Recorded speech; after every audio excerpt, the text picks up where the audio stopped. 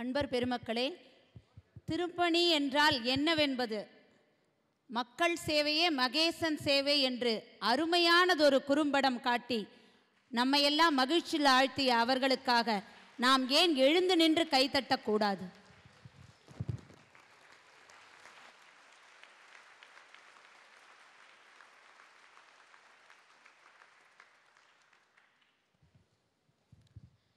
தான் யாருடைய பேத்தி என்பதை மிக அழகாக நிரூபித்திருக்கின்றார். அவர்கள் சேலத்தோடு நின்று விடாமல் இன்னும் பல இடங்களுக்கு வர வேண்டும். அவர் பணி இன்னும் உயர வேண்டும். நீங்கள் எல்லாரும் எப்படி உங்கள் வீட்டை தேய்ச்சி கழுவி கழுவி சுத்தமாக வச்சுக்கிறீங்களோ அதுபோல் நம்ம சுற்றுப்புறத்தையும் சுத்தமாக வச்சுக்கணும். வெளியில் வந்தால் நம்ம எந்த குப்பையை போட்டாலும் சிங்கப்பூரில் எப்படி ஃபைன் போடுறாங்களோ அந்த மாதிரி ஃபைன் நமக்கு நாமே விதிச்சுக்கணும்னு கேட்டுக்கிட்டு இனி அடுத்ததாக சிரிக்க வைக்கும் சின்ன பொண்ணு என்ற பட்டத்தை சிரிக்க வைக்கும் சின்ன பொண்ணு என்ற பட்டத்தை வழங்கி தினமலர் பத்திரிகையால் பெருமைப்படுத்தப்பட்டவர். தெற்கு வட்டகை பாகனேரியை சார்ந்த திரு சுப்பிரமணியன் மீனா தம்பதியினரின் செல்ல புதல்வியான இவர் பிஇ பட்டதாரி ஆவார். கோவை சிடிஎஸ்ஸில் பணிபுரிந்தாலும் ஊடகங்களில் நகைச்சுவை துணுக்கங்களை வாரி வழங்கி பார்வையாளரை கவரும் இவர் நகைச்சுவை நாவரசி என்ற பட்டத்தை பெற்றவர். பேராசிரியர் கு ஞான சம்பந்தத்தால் செதுக்கப்பட்ட சிற்பியான இவர் இன்று மகளிர் நிலை அன்றும் இன்றும் என்ற தலைப்பில் இந்த மீனாட்சிப்பட்டினத்தில் நடைபெறும் மகளிர் அரங்கத்தின் பேச்சாளர் செல்வி மீனாட்சி சுப்பிரமணியன் ஆவார். அவரை அறிமுகப்படுத்துவதில் நான் பெருமைப்படுகிறேன். சகோதரி மீனாட்சிக்கு பொன்னாடை அணிவித்து நினைவு பரிசை வழங்குமாறு சங்கத்தின் இணைச் செயலாளர் திரு சி லக்ஷ்மணன் அவர்களின் துணைவியார் திரு ஸ்வர்ணா ஆட்சியை அன்போடு அழைக்கிறேன்.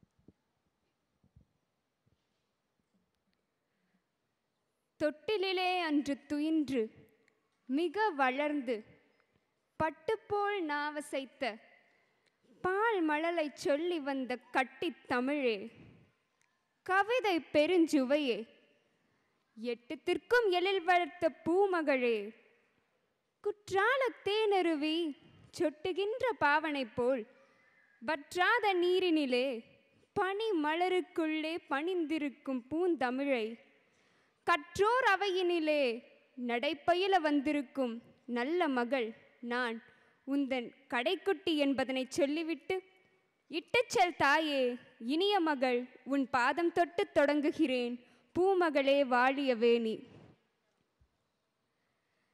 எனக்கு இங்கு பேச வாய்ப்பளித்த மதுரை நகரத்தா சங்க நிர்வாகிகளுக்கும் விஎன்சிடி வல்லியப்பண்ணன் அவர்களுக்கும் வந்திருக்கும் அனைவருக்கும் என்னுடைய நன்றியை தெரிவித்துக் கொள்கிறேன். சான்றோர்கள் நிறைந்த அவையை வணங்கி என் உரையை தொடர்கிறேன். தொகுத்து வழங்கினவங்க ரொம்ப அருமையாக சொன்னாங்க. நிறைய மேடையில் பேசியிருக்கேன், நகைச்சுவையாக பேசியிருக்கேன், ஞான சம்பந்தன ஐயாவால் இவ்வளோ தூரம் வளர்ந்துருக்கேன்னு. எல்லாமே உண்மைதான். ஆனால் இன்றைக்கி நான் பேச எடுத்துக்கிட்ட தலைப்பை பற்றி கொஞ்சம் சீரியஸாக பேசினாதான் மனசில் போய் அதை ஆழமாக பதியும். நம்ம அப்போ தான் சிந்திப்போம். அதனால் இன்றைக்கி கொஞ்சம் நகைச்சுவை கொஞ்சம் கம்மியாக இருக்குன்றத முன்னாடியே நான் தெரியப்படுத்திக்கிறேன். கைத்தட்டலாம், தப்பு இல்லை, நன்றி. அதாவது எனக்கு பேச கொடுத்துள்ள தலைப்பு மகளிர் நிலை அன்றும் இன்றும் என்பதுதான். ஆனால் நான் பேச நினைப்பதோ நம் நகரத்தார் மகளிர் நிலை அன்றும் இன்றும் என்றுதான். எல்லா சமூகத்திலேயும் தான் பெண்கள் இருக்கிறார்கள். ஆனால் நம் சமூக பெண்கள் சாதித்தது என்ன, இன்னும் என்னெல்லாம் சாதிக்க வேண்டும் என்பதை பற்றி பேசவே இந்த தலைப்பை எடுத்துக்கொண்டேன். ஒரு மொழி வளமுடையது என்றால் முன்னை பழமைக்கும் பழமையாய் பின்னை புதுமைக்கும் புதுமையாய் கால மாறுதலுக்கு ஏற்ப தன்னை மாற்றிக்கொண்டு காலத்தை கடந்து காலத்தை வென்று வளர வேண்டும். அப்படி என்றால் அது வாழும் மொழியாகும். இல்லையெனால் ஆரியம் போல் அழிந்துவிடும். அதுபோல ஒரு சமூகம் என்பது வாழும் சமூகம் என்றால் கால மாறுதலுக்கேற்ப பழமையும் புதுமையும் கலந்து காலத்தை கடந்து காலத்தை வென்று நிலைக்க வேண்டும். அப்படி நின்று நிலைத்திருக்கிற சமூகம்தான் நம் நகரத்தார் சமூகம். கிபி 700க்கு முன்பாகவே நல்ல புகழோடும் வளமோடும் வாழ்ந்த சமூகம் நம் சமூகம். இன்று சில கால மாறுதல்களால் நம் வளம் குறைந்திருக்கலாம். ஆனால் புகழும் பெருமையும் குறையாத சமூகம் நம் நகரத்தார் சமூகம். அன்றிலிருந்து இன்று வரை அனைவராலும் பாராட்டக்கூடிய சமூகமாய் இச்சமூகம் விளங்குவதற்கு காரணம் கட்டுக்கோப்பான நம் வாழ்க்கை முறைதான். நம்ம அந்த காலத்தில் உள்ள மகளிர் நிலையை தற்போது இருக்கிற மகளிர் நிலையுடன் ஒப்பிட்டு பார்க்கும்போது ஓரளவு முன்னேறி இருப்பது போல் ஒரு மாயத்தோற்றம் தான் தோன்றுகிறது. ஆமாங்க, அந்த காலத்தில் கொண்டு விற்க போனவர்கள் தானே நம் முன்னோர்கள். ஆட்சிமார்கள் அம்போன்னு தவிக்க விட்டு வாணிகம் செய்கிறதுக்கு பர்மாவுக்கு போயிடுவாங்க.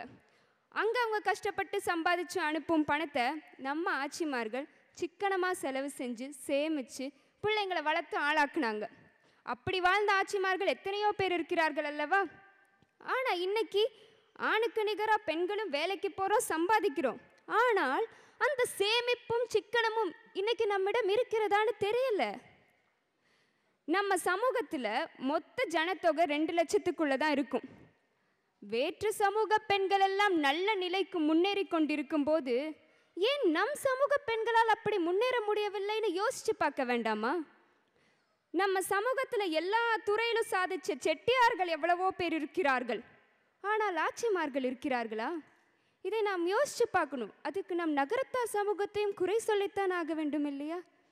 பின்ன கண்ணகி வாழ்ந்த காலகட்டத்தில் பெண்களுக்கு இன்னைக்கு இருந்த அளவு உரிமை அன்னைக்கு இல்லை.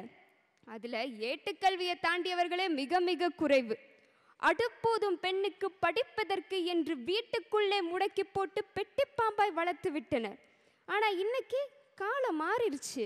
நாகரிகம் வளர வளர நாமும் வளர்ந்து விட்டோம். ஆணுக்கு நிகராக பெண்களும் படிக்கிறோம், வேலைக்கு போகிறோம், சம்பாதிக்கிறோம். ஆனால் ஆட்சிமார்களே, எந்த ஒரு துறையில் நாம் என்ன சாதித்தோம் என்று உங்களால் சொல்ல முடியுமா? இருக்கிறாங்க. நீதித்துறையில் ஒரு சிலர், கட்டிடத்துறையில் ஒரு சிலர், வங்கித்துறையில் ஒரு சிலர், மருத்துவத்துறையில் ஒரு சிலர், ஆசிரியர்களாக ஒரு சிலர். இப்படி ஒரு சிலரைத்தான் நம்மால் விரல் விட்டு அடையாளம் காட்ட முடியும்.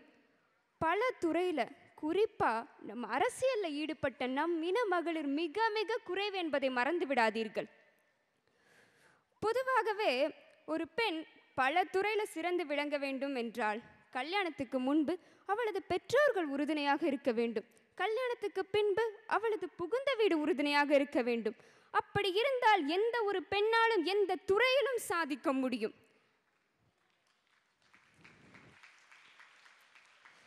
நம்ம வாக்கப்பட்டு போகிற இடம் எப்படி இருக்குமோ, நம்ம அம்மா அப்பா நமக்கு உறுதுணையாக இருக்கிற மாதிரி மாமியார், மாமனார், செட்டியார் உறுதுணையாக இருப்பாங்களா?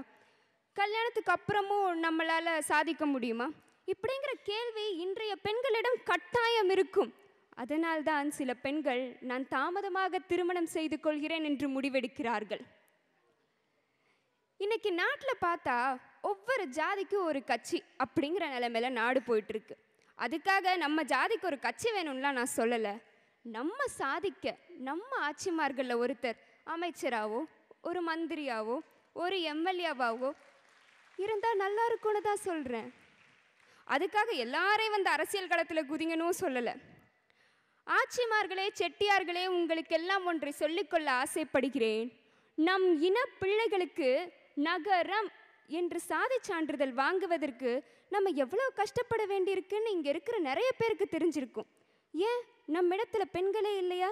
ஒரு அமைச்சராகவோ ஒரு மந்திரியாகவோ ஆகி நம் இனத்திற்கு ஏதாவது செய்வதற்கு? நம்ம சமூகத்தில் ஆண்களின் எண்ணிக்கை விட பெண்களின் எண்ணிக்கை குறைவுதான். ஆனால் சட்டசபையில் நம் குரல் ஒலித்தால்தான் நமக்கு நல்ல வளர்ச்சி காத்திருக்கிறது. நல்லா நினைவுபடுத்தி பாருங்க. சென்னையில் கற்புக்கரசி கண்ணகி சிலையை அகற்றிய போது நம்மால் கையை கட்டி வேடிக்கைத்தானே பார்க்க முடிந்தது. இன்னொரு முக்கியமான செய்தியை இந்த அவையில் பதிவு செய்யணும்னு விரும்புகிறேன். சைவ சமயம் தலைத்தோங்க பாடுபட்டு இறைவனுடன் இரண்டர கலந்த 63 நாயன்மார்களில் 5 பேர் நம் நகரத்தார். அதில் நம் காரைக்கால் அம்மையாரும் ஒருவர். 63 நாயன்மார்களில் ஒரே மகளிர் நம் காரைக்கால் அம்மையார் தான் என்று எத்தனை பேருக்கு தெரியும்? இதில் இன்னொரு சிறப்பான விஷயம் என்னன்னா, அத்தனை நாயன்மார்களும் நின்ற நிலையில் இருக்கும்போது நம் அம்மையார் மட்டும் அமர்ந்த நிலையில் இருப்பார் என்பதை எத்தனை பேர் அறிவீர்? இத்தகைய பெருமை நம் இன மகளிருக்கு கிடைக்க வேண்டும் என்பதற்காகவே இந்த செய்தியை நான் இங்கு கூறுகிறேன். குறைந்த எண்ணிக்கையானாலும் நம்மால் எதையும் எந்த துறையிலும் சாதிக்க முடியும்னு இந்த உலகத்துக்கு நிரூபிக்க வேண்டாமா? எனவே பெண்களை நாம் பல துறையில் இறங்கி சாதித்து காட்ட முடியும். இதை நான் நிரூபித்து காமிக்கணும். அன்னைக்கு பெண்கள் வாழ்ந்த காலகட்டம் பார்த்தீங்கன்னா கூட்டு குடும்பமாக வாழ்ந்து வந்தோம். மாமியார், மாமனார், மருமகள், நாத்தனார், கொழுந்தனார். ஆனால் இன்னைக்கு அப்படியா? கல்யாணம் முடிஞ்சோடனே வேறு வைக்கிறோன்னு சொல்லி தனியாக அனுப்பிச்சிடுறாங்க. இல்லை, சில சூழ்நிலை காரணமாக தனியாக போக வேண்டிய கட்டாயம் ஏற்படுகிறது. அன்னைக்கு இருந்த ஆட்சிமார்கள் கிட்ட அனுசரித்து போகிற தன்மை, விட்டு கொடுத்து போகிற தன்மை, இறங்கி போகிற தன்மைலாம் ரொம்ப ஜாஸ்தியாக இருந்துச்சு. ஆனால் இன்றைய மகளிரிடம் அது குறைந்து கொண்டே வருகிறது. அதன் முடிவு தான் விவாகரத்து, மன முறிவு. இதுக்கு செல்ஃபோனும் ஒரு காரணம் தாங்க நான் சொல்லுவேன். என்னடா சம்மந்தமே இல்லாமல் செல்ஃபோன் ஒரு காரணமாக சொல்கிறேன்னு தானே பார்க்குறீங்க? அது ஒன்றும் இல்லை, ஒரு சின்ன விஷயம், அதை நம்மளே பேசி தீர்த்துட்டா சரியாக போயிடும். அதை விட்டுட்டு நம்மளை கல்யாணம் பண்ணி கொடுத்து நிம்மதியாக இருக்கிற ஆத்தா அப்பச்சிங்களுக்கு ஃபோனை பண்ணி நடக்கிற எல்லாத்தையும் சொல்லி குழப்பி கடைசியாக அது முடிக்கிற இடம் விவாகரத்து. சரி, அந்த காலத்தில் நம்ம ஆட்சிமார்கள், நம்ம நகரத்தார் குடும்பங்கள்லாம் சண்டை சச்சரவே இல்லையா அப்படின்னு கேட்பீங்க. இருந்துச்சு. ஆனால் அன்னைக்கு ஆட்சிமார்கள்லாம் எப்படி தெரியுமா வாழ்ந்தாங்க? அனுசரித்து தான் போகணும், விட்டு கொடுத்து தான் போகணும், விட்டு கொடுப்பவர்கள் கெட்டு போவதில்லைன்னு சொல்லிக்கொண்டு வாழ்ந்ததால் தான் பெரிய பிரச்சனை எதுவும் இல்லை. ஆனால் இன்னைக்கு ஆணுக்கு நிகராக பெண்ணுன்னு சொல்லிக்கிட்டு விட்டு கொடுத்து போகிற தன்மையும் அனுசரித்து போகிற தன்மையும் இன்னைக்கு நம்ம கிட்ட குறைஞ்சிக்கிட்டே வர்றதுனால தான் நம்ம கடைசியாக போய் நிற்கிற இடம் விவாகரத்தில் நிற்கிது. உண்மையிலே ஒன்று சொல்லணும்னா, நம்ம சமூகத்தில் ஜனத்தொகை கம்மி தான். ஆனால் நீதிமன்றத்தில் விவாகரத்து கேட்டு தாக்கல் செய்யப்படும் வழக்குகளில் நம் இனத்திற்குத்தான் முதலிடம். கேட்கவே சங்கடமாக இருக்கிறது அல்லவா? உப்புக்கு பெறாத முறைத்தளத்திற்கும் சீர்சனத்திற்கும் சண்டை போடுவதை விட்டுவிட்டு வாழ்க்கையில் படிப்படியாக ஏற வேண்டிய குடும்பம் நீதிமன்றத்தில் படிப்படியாக ஏறி இறங்குகிறது. கட்டுக்கோப்பான நம் நகரத்தார் குடும்பங்கள் கல்லெறிப்பட்ட தேன் கூடாய் சிதறி கிடக்கிறது. இந்த நிலை மாற வேண்டாமா? மாறணும். அப்போ மாற்றம் நம்ம கையில் தான் இருக்குது, மறந்துடாதீங்க. இன்னைக்கு பார்த்தீங்கன்னா விஞ்ஞானம் ரொம்ப அருகாக வளர்ந்துருச்சு. முன்னாடிலாம் குனிஞ்ச தலை நிமிராமல் போகிற பொண்ணுங்களை பார்க்கலாம், இந்த காலத்தில் குனிஞ்ச தலை நிமிராமல் போகிற பசங்களையும் பார்க்கலாம். ஆமாம், ஃபேஸ்புக்கு, வாட்ஸ்அப்பு, யார் யார் என்னென்ன ஃபோட்டோ போட்டிருக்கா, எத்தனை பேர் நமக்கு லைக் பண்ணியிருக்காங்க, வாட்ஸ்அப்பில் எத்தனை பேர் மெசேஜ் பண்ணியிருக்காங்க, இப்படின்னு அந்த ஸ்மார்ட் ஃபோனை ஸ்க்ரால் பண்ணிக்கிட்டே பசங்களும் குனிஞ்ச தலை நிமிராமல் போயிட்டுருக்காங்க இந்த காலத்தில். முன்னாடிலாம் காலையில் எந்திரிச்சு கை தடவி கண்ணாடியை தேடுவோம். ஆனால் இன்றைக்கி எப்படி தெரியுமா மாறிடுச்சு? காலையில் எந்திரிச்சு நம்ம தடவி செல்ஃபோனை தான் பார்க்குறோம். காலையில் நம்ம யோசிக்கிறதும் சரி முழிக்கிறதும் சரி செல்ஃபோனாக தான் இருக்குது. ஒன்றும் இல்லை, ஒரு உதாரணம். ஒரு ஆச்சி வீட்டில் மதிய உணவு சமைச்சிட்டு செட்டியாருக்காக வெயிட் பண்ணிட்டு இருந்திருக்காங்க. அப்போ செட்டியார் மதியம் சாப்பாடு சாப்பிட்டு, என்னம்மா ரசத்தில் உப்பே இல்லை, இப்படி வச்சிருக்க அப்படின்னு கொஞ்சம் கோவமாக சொல்லியிருக்கார். உடனே ஆச்சிக்கு ரொம்ப கோவம் வந்துருச்சு. என்ன நினச்சிட்டு இருக்கீங்க? ஃபேஸ்புக்கில் எனக்கு 500 பேர் லைக் பண்ணியிருக்காங்க, நீங்கள் தான் இப்படி சொல்கிறீங்க அப்படின்ட்டாங்களாம். ஃபோட்டோவை பார்த்து 500 பேர் லைக் பண்ணாங்கன்றதுனால வச்சிருக்கிற ரசம் நல்லா இருக்குன்னு ஆயிருமா? சாப்பிட்டு பார்த்து அந்த மனுஷனுக்கு தானே தெரியும் அது எப்படி இருக்குன்னு. இப்போலாம் எல்லார் வீட்லேயும் கந்த சஷ்டி கவசம் ஓடுதோ இல்லையோ, எல்லா பெற்றவங்களும் எப்பயுமே படிக்கிற பாடல் என்ன தெரியுமா? என்னதான் இருக்கும் அந்த செல்ஃபோனில், எப்போ பார்த்தாலும் செல்ஃபோன் கையுமாவே உட்காந்துருக்குது. ஒரு நாள் இல்லை ஒரு நாள் உன் செல்ஃபோனை தூக்கி போட்டு உடைக்கிறேன்னா இல்லையா பாருன்பாங்க. எல்லார் வீட்டிலையும் நடக்கிறது தான். எங்கள் வீடு மட்டும் விதிக்கு விலக்கு இல்லை, எங்கள் வீட்டிலே நடக்கிறது தான் சொல்லணும், உண்மைதானே சொல்லணும். இப்படி விஞ்ஞானத்தை இன்றைய மகளிர் நாம் இப்படி பயன்படுத்திட்டு இருக்கும்போது நம்ம அன்றைய மகளிர், அதாவது நம்ம ஆயா அப்பத்தாங்களாம் எப்படி தெரியுமா பயன்படுத்துகிறாங்க? ஐமோ கால், ஸ்கைப்பு, வைபர்னு யாரோட துணைவும் இல்லாமல் நுழைஞ்சு வெளிநாட்டில் இருக்கிற பேரம் பேத்திக்கிட்ட பேசிகிட்டு இருக்காங்க. இதில் இன்னொரு சிறப்பான விஷயம் என்னென்னா, இந்த காலத்தில் எத்தனை பெண்களுக்கு நம்ம செட்டிய வீட்டு சமையல், செட்டிய வீட்டு பலகாரம் செய்ய தெரியும்னு சொல்லுங்கள் பார்க்கலாம். செட்டிய வீட்டு பலகாரம் என்னென்னு இருக்குது தெரிஞ்சிருக்கதே பெரிய விஷயமாயிடுச்சு. ஆனால் நம்ம ஆட்சிமார்கள், அன்றைய மகளிர் என்ன தெரியுமா பண்ணுறாங்க? ஸ்கைப் மூலிமா வெளிநாட்டில் இருக்கிற பிள்ளைங்களுக்கு லைவ் டெலிகாஸ்ட் பண்ணிகிட்டு இருக்காங்க, எப்படி நம்ம செட்டிய வீட்டு சமையல் செய்கிறதுன்னு. வெளிநாட்டில் செட்டிய வீட்டு பலகாரம் செஞ்சு அசத்துற எத்தனையோ பெண்கள் இருக்கிறார்கள். நான் தப்பாக சொல்லலை, எவ்வளோ அருமையாக நம்ம அன்றைய மகளிர் அதை பயன்படுத்திகிட்டு இருக்காங்கன்னு தான் சொல்கிறேன். நிறைய பேர் தலையாட்டுறீங்க, எல்லார் வீட்டில் இப்படித்தான் நடந்துட்டுருக்கு போல். பரவாயில்ல, இருக்கட்டும். அடுத்து இன்னொன்று இந்த சபையில் நான் கண்டிப்பாக சொல்லணும். என்னென்னா, பொதுவாகவே இந்த உலகத்தில் பெண் பிள்ளை பிறந்தா மட்டும் ஏதோ சந்தோஷமே போன மாதிரி சோகமாயிடுறோம். கல்வி கடவுள் சரஸ்வதின்னு சொல்கிறோம், லட்சுமி கடாட்சன்னு சொல்கிறோம், பாரத தாயன்னு தான் சொல்கிறோம், பூமி மாதான்னு சொல்கிறோம். ஓடும் நதிகளுக்கெல்லாம் கங்கா, யமுனா, காவேரி, சரஸ்வதின்னு பெண்கள் பேரே வச்சு கொண்டாடுற இந்த உலகம் பெண் பிள்ளை பிறந்தா மட்டும் ஏன் எங்கள் வீட்டு மகாலட்சுமி பிறந்திருக்கா, எங்கள் வீட்டு ராணி பிறந்திருக்கான்னு கொண்டாட மாட்டேங்கிறோம்? ஏன்னா பெண் பிள்ளைய வளர்த்து படிக்க வச்சு ஒருத்தனுக்கு ஒழுங்காக கட்டி கொடுக்குற வரைக்கும் இருக்கிற கவலையை நினைத்து பெண் பிள்ளைகளை தவிர்க்க பார்க்கிறோம். இந்த உலகமே ஆண்களை முன்னிறுத்தி தான் போயிட்டுருக்கு. அதுக்கு நம்ம சமூகம் மட்டும் விதிவிலக்கு இல்லையே. உதாரணத்துக்கு ஒன்று சொல்கிறேன் கேளுங்க. ஒரு பெண் வயதுக்கு வந்ததுக்கப்புறம் அவளுடைய பெற்றோர்கிட்ட போய் என்ன கேட்குறோம்? மொதல் கேள்வி பேரனுண்டான்னு தான் கேட்குறோம். யாராவது பேத்தி உண்டான்னு கேட்குறோமா? இல்லை. அதனால தான் சொல்கிறேன், ஆண்களை முன்னிறுத்தி தான் இந்த உலகம் போயிட்டுருக்குன்னு. ஒரு பெண், ஒரு தாய் குழந்தை பெறுவதற்காக அழலாம், ஆனால் பெண் பிள்ளையை பெற்றதுக்காக ஒருபோதும் அழக்கூடாது. இங்கே இருக்கிற எல்லார்கிட்டையும் நான் ஒரு கேள்வியை கேட்கணும்னு ஆசைப்படுறேன். உங்கள் மனசாட்சியை தட்டு சொல்லுங்கள். இங்கே இருக்கிற எத்தனை பேர் நம் பெண் பிள்ளைகள் விரும்பிய பாடத்தை தேர்வு செய்வதற்கும், விரும்பிய கல்லூரியில் படிப்பதற்கும், விடுதியில் தங்கி படிப்பதற்கும் அனுமதிக்கிறீங்க என்று? அந்த காலத்தை விட இந்த காலத்தில் கொஞ்சம் முன்னேறி இருக்கும். ஒரு சில குடும்பங்களில் பிள்ளைங்களை வெளியே விட்டு, வெளியிடங்களை விட்டு அவங்க படிக்க வச்சுட்டு இருக்காங்க. ஆனால் எல்லாரும் எல்லாம் இல்லையே. அந்த ஒரு சில குடும்பத்தில் என் குடும்பமும் ஒன்றுன்னு நான் பெருமையாக சொல்லிக்கலாம். என் வீட்டில் நாங்கள் ரெண்டுமே பொம்பளை பிள்ளைங்க தான். எங்கள் அப்பாவும் அம்மாவும் சின்ன வயசுலேருந்து எதில் எங்களுக்கு திறமை இருக்குன்னு பார்த்து வளர்த்து எங்களுக்கு உறுதுணையாக இருந்து நிறைய மேடையில் ஏற்றி பேச வச்சதுனால தான் இன்றைக்கி உங்கள் முன்னாடி நான் தைரியமாக நின்று பேசிகிட்டு இருக்கேன்.